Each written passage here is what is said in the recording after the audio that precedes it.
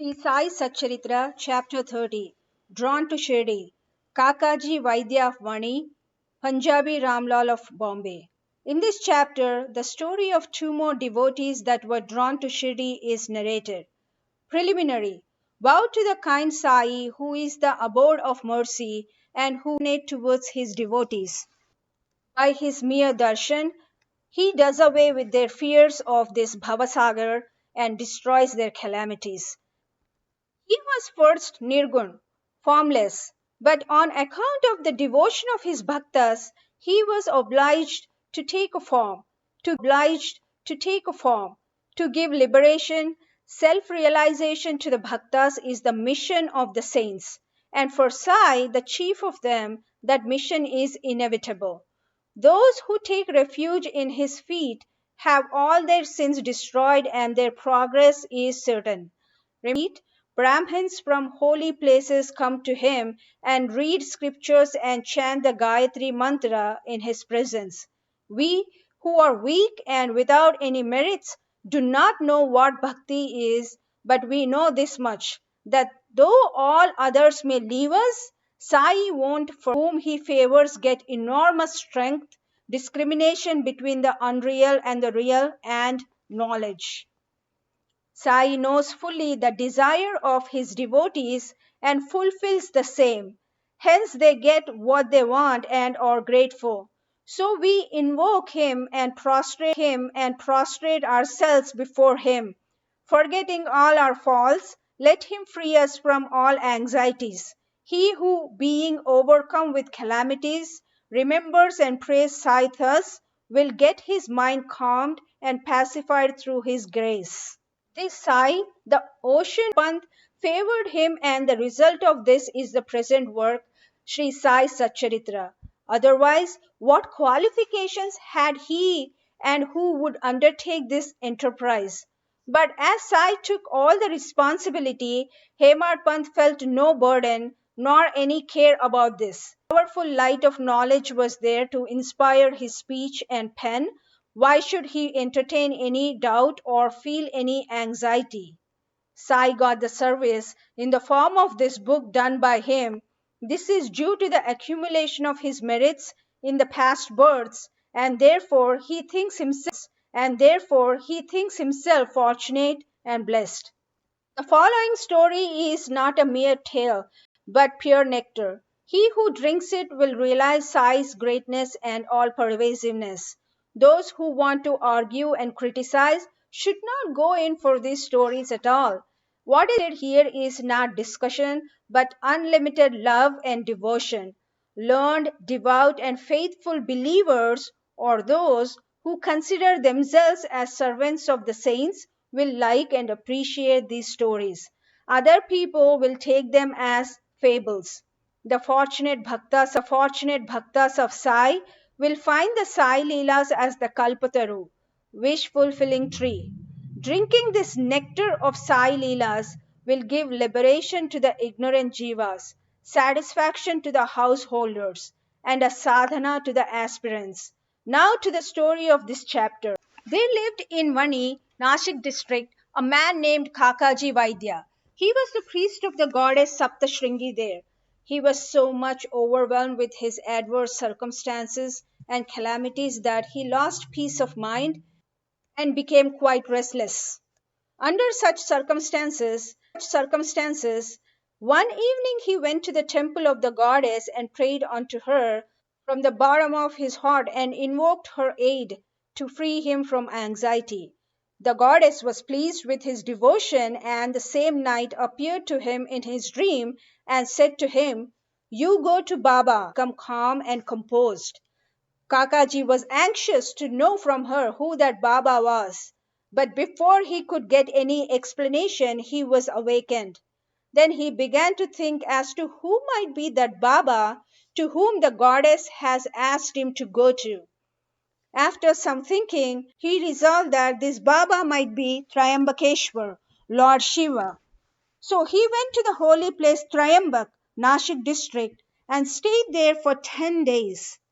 During this period, he bathed early in the morning, chanted the Rudra hymns, did the Abhishekam, did the Abhishekam, pouring unceasingly fresh cold water over the pindi, and did other religious rites. With all that, he was as restless as before. Then he returned to his place and again invoked the goddess most pitifully. That night she appeared again in his dream and said, "Why did you go to Trambakeshwar in vain? I mean by Baba, Sri Sai Samarth of Shirdi. The question before Kakaji now is how and when to go to Shirdi and how to see Baba. If anybody is in real earnest to see a saint, not only the saint but God also fulfills his wish. In fact, the Sant and the Anant, saint and the God, are one and the same. There is not the least difference between them. If anybody thinks that he will go himself and see a saint, that will be a mere boast. Unless Saint wills it, who is able to go and see him? Even the leaf of the tree won't move without his bidding. The more anxious a bhakta is for the saint's visit, the more devout and faithful he is, the more speedily and effectively is his wish satisfied to his heart's content. He who invites anybody for a visit also arranges everything for his reception, and so it happened with Kakaji. Shama's vows. When Kakaji was thinking his visit to Shirdi, a guest came to him at his place to take him to Shirdi. Other than Shama, a very close and intimate devotee of Baba. How he came to Vani at this juncture we shall just see. Shama was severely ill when he was very young, and his mother had taken a vow to her family goddess Saptashringi at Vani that if her son got well, she would bring and dedicate him at her feet. Then, after some years, the mother herself suffered much from ringworms on her breasts. At that time, she took another vow to her deity that if she got all right, she would offer two vows remained unfulfilled. At her deathbed, she called her son Shama to her and drew his attention to the vows, and after taking a promise from him that he would fulfill them, she breathed her last. After some time, Shama quite forgot about these vows, and thus 30 years elapsed. About this time, a famous astrologer had come to Shirdi and stayed there for a month. His predictions in the case of Shriman Bhuti and others came true, and everybody were satisfied. Shama's younger brother Bapaji visited him and was told that his mother's vows, which his elder brother promised to fulfill at her deathbed, were not yet fulfilled. Hence the goddess was displeased with them and bringing troubles on them. Bapaji told this to his brother Shama, who was then reminded of the unfulfilled vows. Thinking that any further delay would be dangerous, he called a goldsmith and got a pair of silver breasts prepared. Then he went to the masjid, prostrated himself before Baba, and placing before him the two silver breasts, requested him to accept them and free him from the vows, as he was to him his Saptashringi goddess. Then Baba insisted upon him to go himself to the temple of Saptashringi and offer them in person at the feet of the goddess. Then, after taking Baba's permission and Udi, he left for Vani. Priest came to Kakaji's house. Kakaji was then very anxious to visit Baba, and Shama went there to see him at the very same time. What a wonderful coincidence is this! Kakaji asked him who he was and whence he had come, and on learning that he came from Shirdi, he at once embraced him. So overpowered was he with love.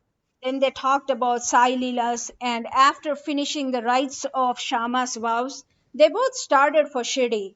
On reaching the place, Kakaji went to the masjid and fell at Baba's feet. His eyes tears and his mind attained calmness.